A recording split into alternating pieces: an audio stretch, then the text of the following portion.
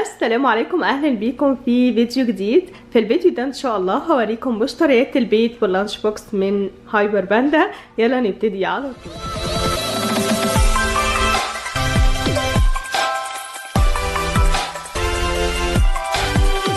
كمان تدوسوا على سبسكرايب او اشتراك اللي باللون الاحمر وتفعلوا الجرس عشان يوصلكم كل فيديو جديد من القناه. هبتدي الاول بالخضار. جايبه هنا شويه من الخضره، كوسه عشان هعملها بصوص الطماطم مع رز وفراخ وخيار، ده المفضل عند اولادي. الفاكهه جايبنا المره دي عنب، موز، برتقان، فراوله وتوت ازرق واسود. بالنسبه للعيش جبت لهم هنا خبز بالحليب من لوزين، خبز بالحليب برضو توست وخبز بالحليب. وجبت لهم هنا كايزر عشان ان شاء الله ناوي اعمل لهم شاورما، فقلت اغير لهم بدل الشكل التقليدي احط لهم في كايزر. وعيش تورتيلا، وده اللي بيفطر بيه جوزي الصبح، هو بيحب التورتيلا اكتر من الفينو، فعلشان كده دايما بنجيب تورتيلا. هنا كمان في عصير توت، وده اللي اولادي بيحبوه جدا. وهنا في كركم عشان اللي عندي خلص، وزيت عشان اللي عندي خلص، ولقيت ده عليه عرض خاص فجبته. هو 2 كبار معايا 2 صغيرين فري. هنا كمان في حاجات الساندوتشات جبنا رومي ورومي مدخن وبيبروني كالعاده. وهنا ده جبنا المرة دي مخلل خيار، ده الاولاد بيحبوه جدا. مخلل زيتون محشي لللانش بوكس وزيتون عادي للفطار. جبت لهم هنا دانيت بالشوكولاته، ده كان عليه عرض. وجبت لهم كمان هنا المراعي كريم كراميل. جايبه هنا سمك عشان ان شاء الله ناوي اعمل لهم سمك فيليه مقلي وجمبري معاه، عشان هعمل معاه رز بالجمبري. شويه من المكسرات والحبوب علشان نجربها، وبلح محشي ايه، تعالوا نشوف مع بعض. اسمه بلح بالعسل واللوز والسمسم.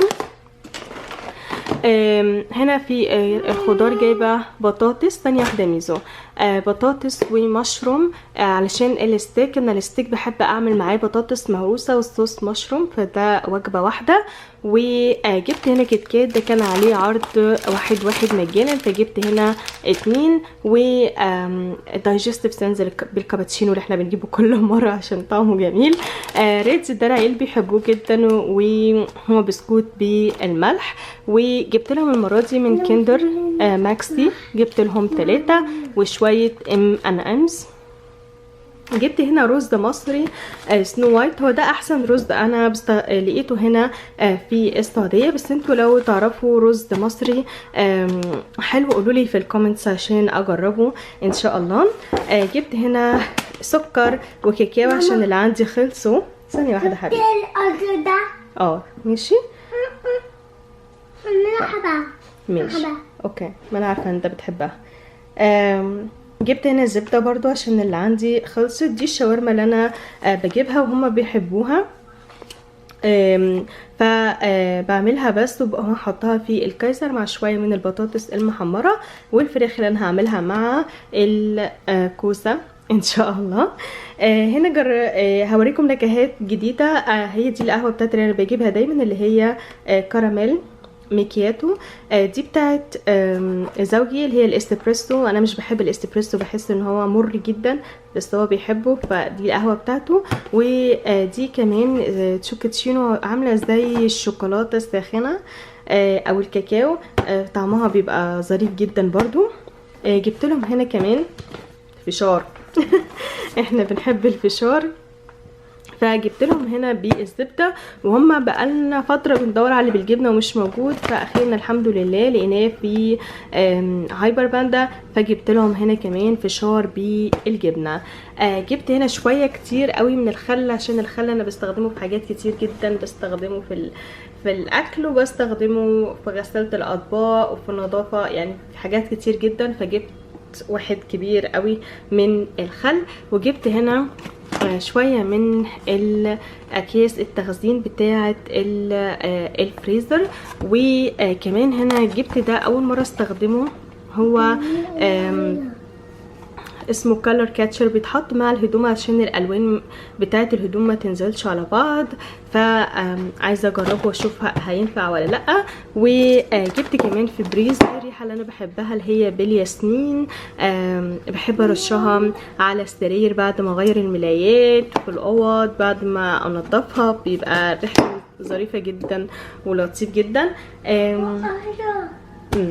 جبت هنا كمان شويه من مناديل المطبخ من فاين. هنا الحاجات اللي مش اكل، جبت مصفى لان اللي عندي شكلها اتغير كده، مش عارفه ايه اللي حصل لها. وجبت السله دي عشان عايزه احط فيها حاجات النظافه اللي انا حطاها تحت الحوض، فقلت انا انظمها ان انا احطها في السله دي وتكون سهله عليا وانا رايحه انضف اي اوضه، ان انا بس اخد السله بكل الحاجات اللي جواها. فان شاء الله احط فيها بقى منظف الزجاج، منظف الخشب، الفبريز وال اسمها ايه القماش اللي انا بنضف بيه. وتقريبا ده كده كل حاجه في المشتريات النهارده. اتمنى ان الفيديو يكون عجبكم. لو عجبكم الفيديو ما تنسوش تدوسوا لايك وشير وسبسكرايب، واستنوني الفيديو جديد قريب ان شاء الله. سلام عليكم.